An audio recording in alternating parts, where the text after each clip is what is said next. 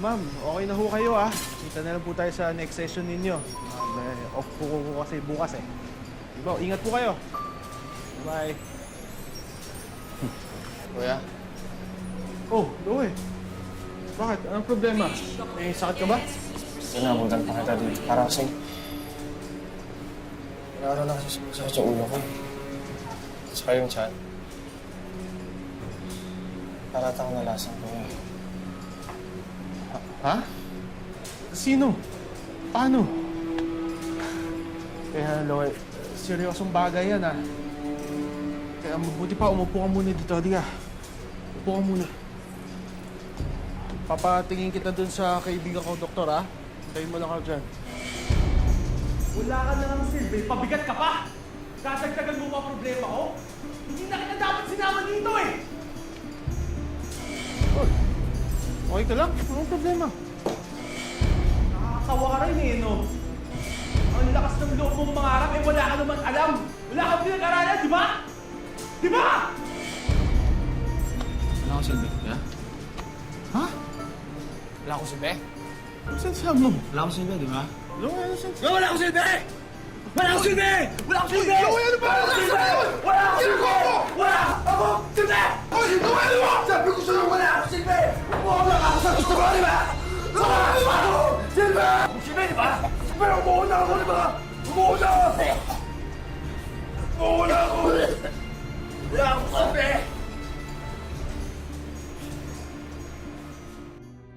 Kung minsan, kahit maganda ang ating hangarin sa buhay, hindi na ayon ang resulta o kahihinatnan. Ganito ang hatid na kwento namin ngayon. Isang binata na nangarap para sa kanyang mga mahal sa buhay, ngunit sinuklian ng trahedya ng kapalaran. Magandang araw po mga kapuso.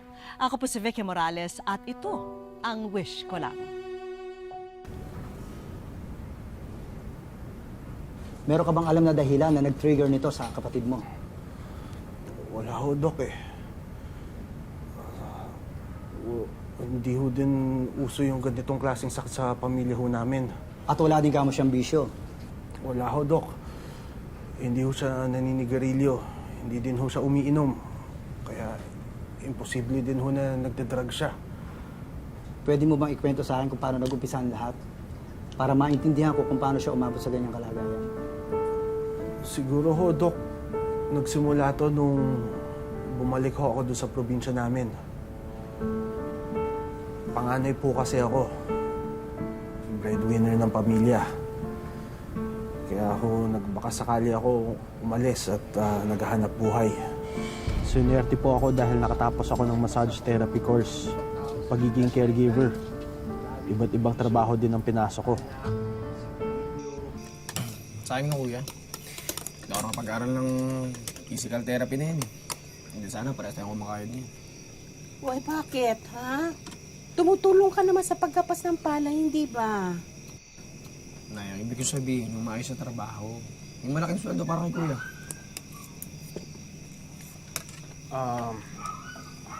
Sa totoo nga lang ho, mas okay nga ho sana kung may makakatuwang ho sana ako sa paghahanap buhay. Eh di kuya, sama mo na ako sa Nueva Ecija. Makakahanap naman ako ng trabaho dyan, panigurado eh. Hindi, dito ka lang. Hindi ka aalis. Nay, 17 na po ako. Eh, mukhang malabo naman na makapagtapos ako ng pag-aaral. Saka nasasayang lang yung buhay ko dyan sa pag-apas ng abaka eh. Nay, gusto ko lang tumulong.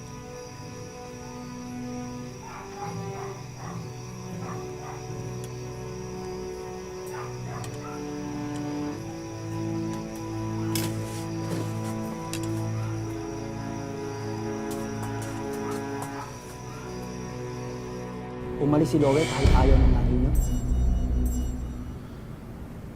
Desidido ho kasi talaga magtrabaho si Loe. Kasalanan ko din to. Bakit naman? Dahil ako ho ang nagdala sa kanya dito. Akala ko ho, siswertehin din siya. Kagaya ko.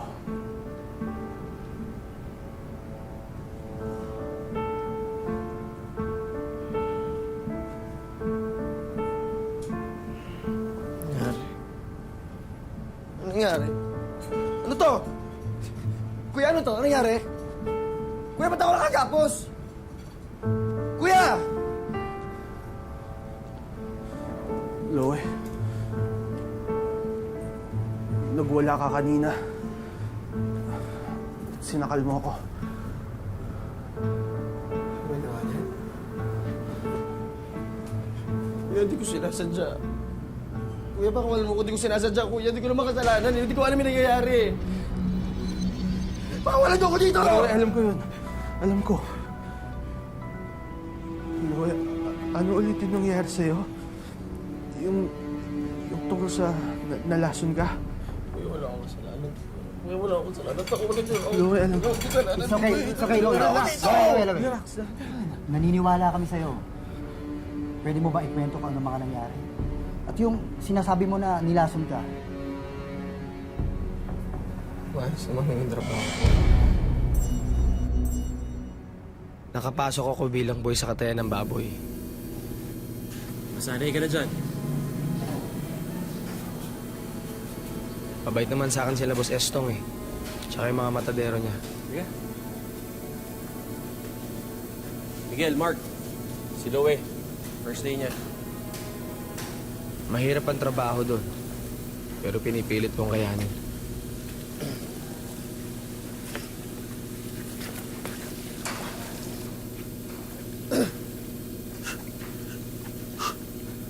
Sige, kaya mo yan. Hinga-hinga ka lang.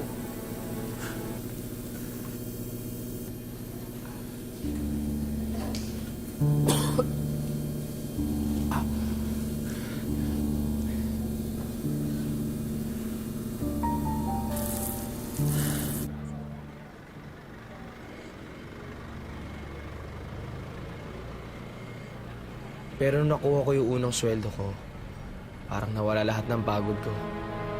Ginanahan ako lalong matuto ng trabaho doon.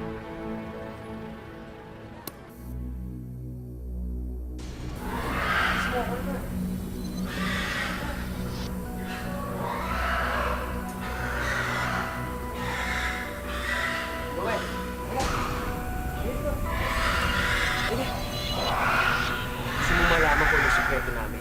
Kung bakit malakas kami? Di ba 2 araw na tayo walang tulog? Ito ginagawa namin. Ulit tayo.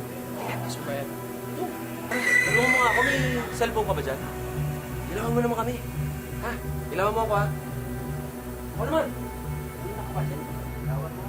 Ilawan mo! O, ilawan mo ako. Yan, naka na yan. Naka na yan.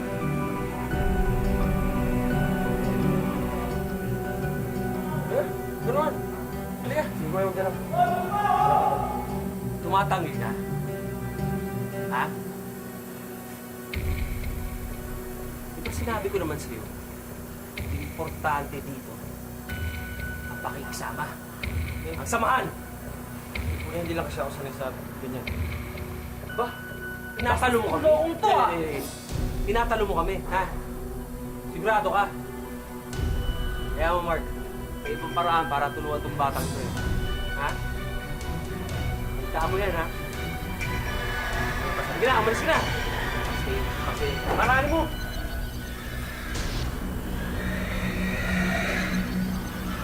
Araw ka din. Ano pang nangyari pagkatapos nun? Tuloy na lang ako ng basta ang pahirapan ko.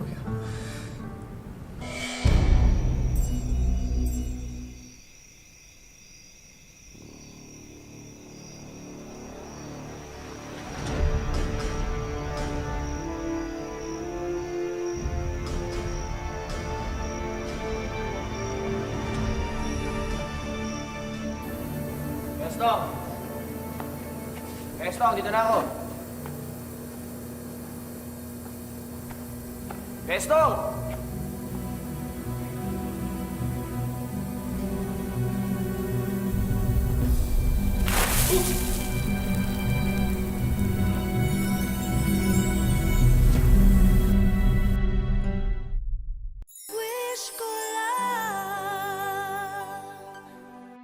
Halos 1 taon na sa kanyang trabaho sa Katayan si Loe. Nakakapagpadala na siya ng pera sa kanyang pamilya. Ngunit nagkalamat ang samahan nila ng kanyang mga katrabaho. At dahil din dito, nasira ang lahat ng kanyang mga pinaghirapan. Kuya!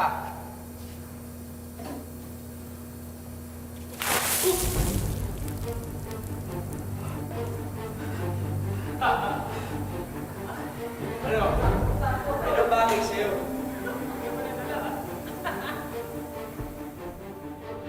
Bakit hindi mo sinabi sa akin yung ginagawa nila sa'yo? Sorry kuya, okay lang kasi madami ko pa sa mga problema ko eh. Ano pa? Ano pang ginawa ng mga hayop na yun sa'yo, ha? Kuya, marami. Basta may pagkakataon sila, sinasaktan nila ako. Minsan naisipan kong unahan na sila eh, lumaban.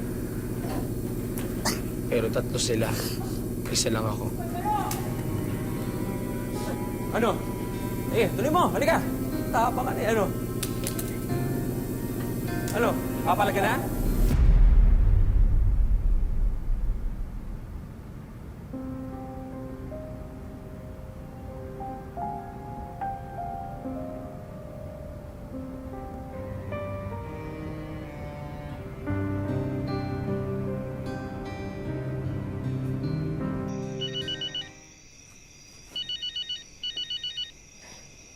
Hello? Lowe, anak. Naku naman, akala ko hindi ka natatawag. Nak? Hey, ano? May mabuting ako dito. Okay lang ako. Natanggap mo ba yung yung huling perang pinadala ko? Oo, iniipon ko lahat ng padala mo. Eh, malaki-laki na yata yun eh. Mabuti naman po, Nay. Mabuti naman. Eh, nak, huwag ka makukulitan sa akin ha, pero baka naman pwedeng umuwi ka na kasi malaki-laki na rin ang naipon natin. Nay, kulang pa kasi yan. Kulang yun sa pagpapagawa natin ng bahay. Hindi, contact case na lang. Malapit na rin ako buhay, ha? Sinuli na okay na, Nay. Ginawa mo lang naman yun dahil mahal mo si nanay. Hindi kasalanan yun. Pero paano yung laso na sinasabi mo? Paano kanila nilaso?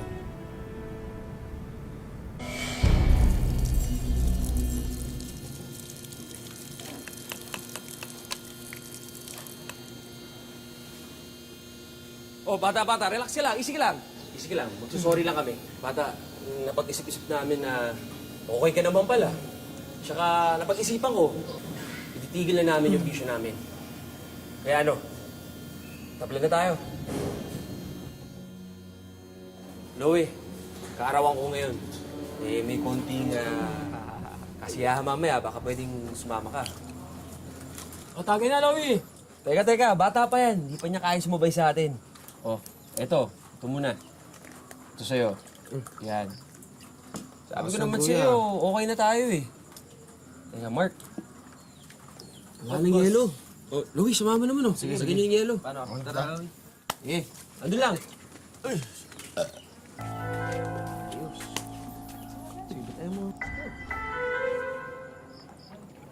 Ubusin na natin.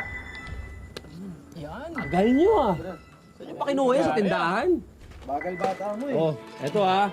Kuya parang tukas ha. Dahil kaarawan ko ngayon, at ikaw ang pinakabata, ikaw ang pinakabugoy. Ang pinakabagong tropa, ito sa'yo. Oh, Mark, total, siya na ang bago mong best friend. Ito sa'yo. Oh, straight nyo yan, dahil birthday ko eh. Straight. Cheers! Cheers!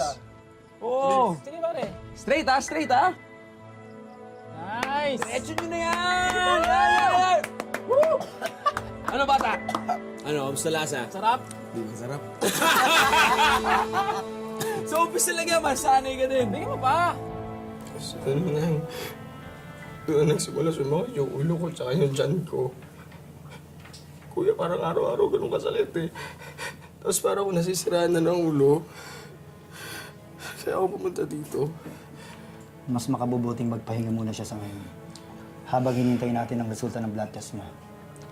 Doon malalaman natin kung anong laso ng nilagay nila. Sige ho, Doc. Maraming salamat ho.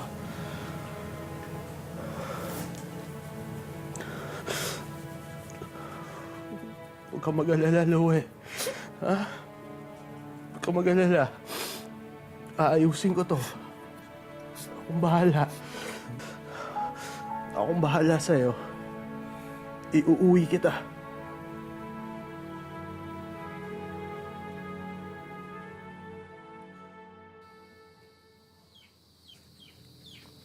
Jared! Nay, nandito na ho kami. Loe? Loe? Loe?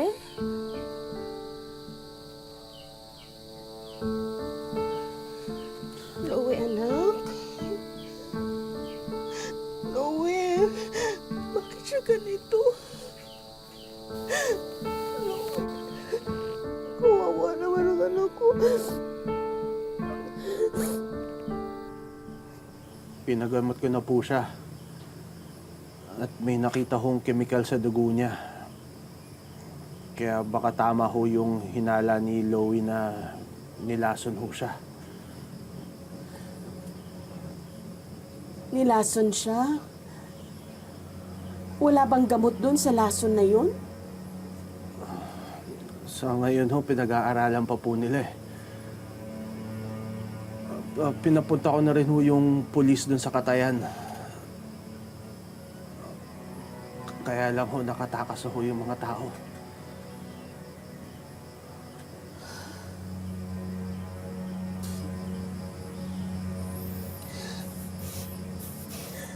Loe? Loe, bakit? Wag. Ayoko hawakan. Ayoko hawakan. Ayoko hawakan. Wag! Ayoko! Ayoko! Huwag mo hawakan! Nasa bahay ka na! Bakit nasa bahay ka? Huwag sabi ako hawakan eh!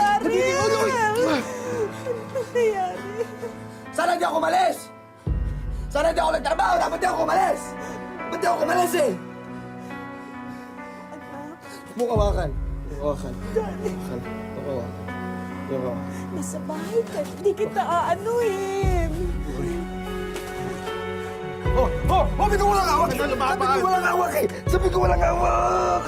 Sabi ko walang hawak eh! Sabi ko walang hawak eh! Sabi ko...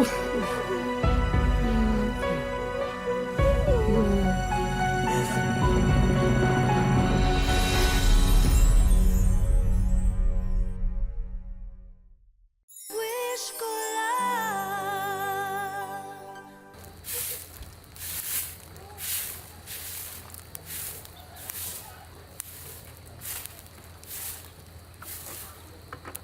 Oh, kamusta na po si Loe? Nahihiyak bata niya. Matay na sana siya doon sa trabaho niya! Yes, sir. Pasensya na po. Andito ho kasi ako ngayon sa probinsya eh. Okay po. Sige po, sir. Tatawagan ko na lang ho kayo pagka nakabalik na ho ako. Malas ako sa kapatid. Malas. Anak, kamusta ka na, ha?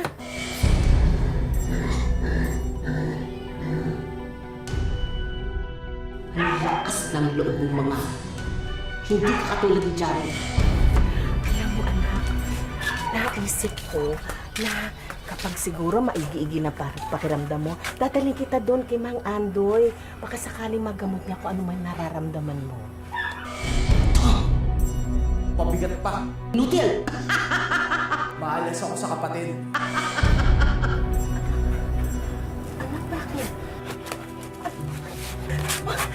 Ay, anak! Anak ko! Jared! Noel! Jared, anak ko! Papatayin niya ako eh! Tumigil ka! Huwag mo saktan ang kapatid ko! Huwag mo sasaktan ang kapatid mo!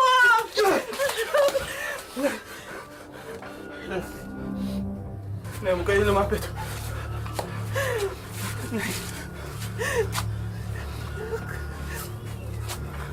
Anak, ako ang nanay mo. Hindi ba? Naalala mo? Di ba ang dami nating pangarap? Anak, di ba magagawa pa rin natin yung bahay? Nay, Hindi ba sabi mo paaaralin mo yung mga kapatid mo? Di ba si Juhin ha? Si Linggay? Naalala mo? Anak, natatandaan mo ako, di ba? Ako yung nanay mo. Anak, mahal na mahal kita. Anak. Loe. Anak, huwag ganyan. Mahal kita, anak.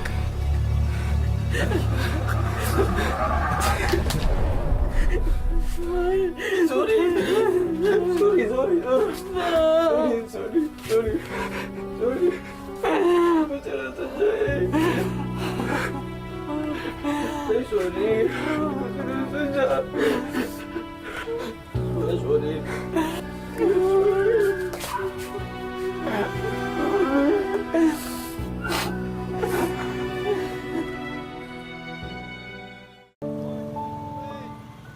Dito sa Virac, Catanduanes namin kinatagpo ang kuya ni Loe na si Jared.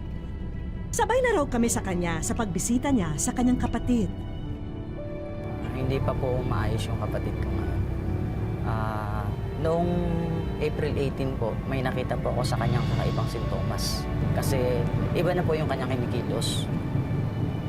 Bali, nakunan ko pa po ng video yung kanyang mga ginagawang kakaiba. Parang hindi po yung si Louie yung nakikita ko. Pagdating namin sa kanilang barangay, Tol, kumusta ka na? isang kalmadong Loe ang inabutan namin. Kumusta ka na? Ha? China ako. China ka na? Kung pakikinggan daw ang sinasambit niya, makukumpirma na may problema siya sa pag-iisip. Wala pang sakit si Louie. Laging akong tinutulungan, ayaw niyang napapagod ako. Tsaka umalis siya para nga ayusin yung namin buhay para daw dahil hindi nga siya pagtapos ang pag-aral, gusto niya matulungan ako para kami sa kahirapan. Napakalambing po niya, tsaka napakabait talaga. Hindi siya gaanong palaimik, pero malambing siya. Tsaka seryoso siya pagdating sa hanap buhay. Hindi ko talaga matanggap na nagkaganyan yung anak ko.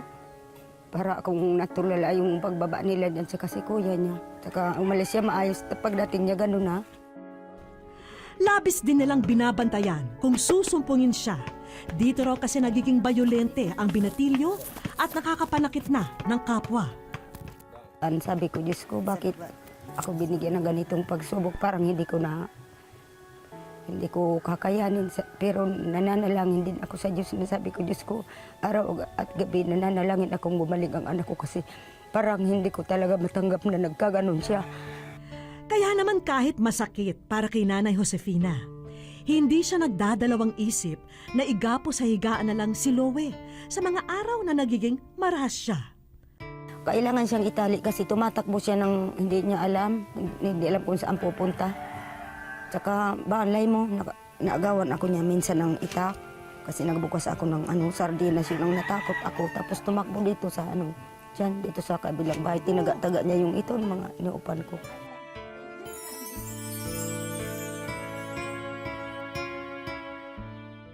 Sa aming pagbabalik, Maraming salamat po, Tita Becky Morales. May bola na po ako.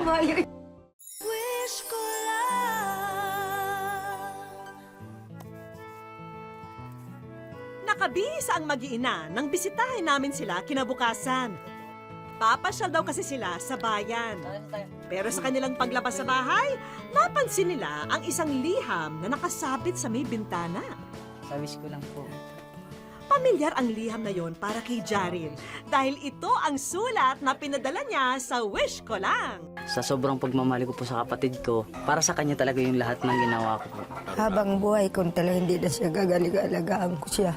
Kasi kung hindi dahil sa kanila, wala ako dito. Mahal ko sila eh. Pero ang mas nakakahanga ng mga sandaling yon ay si Loe na maayos ang kinikilos. Pipilitan ko pong gumaling na para makatulong po sa inyo. Isang mahalagang tao ang dadayuhin namin ngayon. Ang doktor na tumingin at nagreseta ng mga gamot ni Loe. Ayon kay Doc Gibson, malaki raw ang ipinagbago ng kanyang pasyente mula nang huling masuri niya noong nakaraang Abril. Nung unang dinala sa akin si Louie, hindi ko siya talaga makausap. Kumbaga blank stares lang. Tapos pag nagsasagot naman siya, talaga napaka-irrelevant, no? And then may violent tendency siya, tapos irritable din. Tapos nag-follow up na rin siya sa akin for the first time. Palaki na yung in-improve niya. So I can already converse normally sa kanya. Although may mga certain pa na irrelevant na sagot. Ipinaliwanag din sa amin ni Doc ang maaring naging sanhi ng sakit ni Lowe. Possible na baka napainom siya ng possibly hallucinogenic and stimulant at the same time. So, siguro pinakamalapit na substance, baka shabu, napainom siya ng shabu na hindi niya, na wala siyang kaalam-alam. Pero sa ngayon, nabuhayan ng pag-asa ang pamilya ni Lowe. Maganda yung prognosis niya. Kasi lalo pa ngayon na since nag-start tayo ng medication, nakakita agad tayo ng improvement.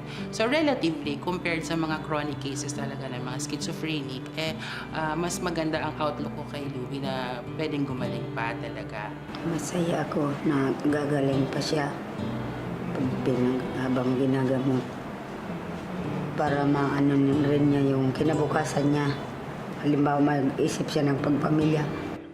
Invitado po kayo sa kasal.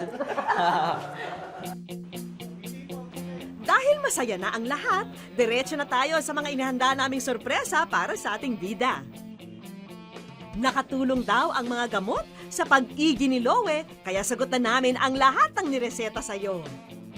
Pati ang naudlot na pagpapagawa ng bahay ni Lowe para sa kanyang magulang, eto, at makukuha na rin nila ngayon ang plano, pati ang pambili ng lahat ng materyales. At kung sakaling madudugtungan pa ang buwan na kailangan niyang magpadoktor, sagot na namin ang pondo para rito. Ang bait-bait ng Diyos sa amin. Pinatulungan po kami. Mahal na mahal ko kayo, ma'am. Tsaka yung kapatid ko, lahat talaga gagawin ko para sa inyo. Hindi ko naman alam talaga. Kaya nagpapasalamat ako. Ng malaking pasasalamat ko sa inyong lahat. Maraming salamat po, Tita Becky Morales. Nay. May bola na po ako. Sa mga kagaya ni Lowe, higit pa raw sa gamot ang kailangan nila dahil mahalaga rin ang ating pag-unawa. Dito rin masusukat ang ating hangganan ng tunay na pagmamahal kapag tayo'y handang magtiis at magtiyaga para sa kapwa nating nangangailangan ng kalinga. Hanggang sa susunod na Sabado mga kapuso, ako po si Vicky Morales at ito po ang Wish Ko Lang.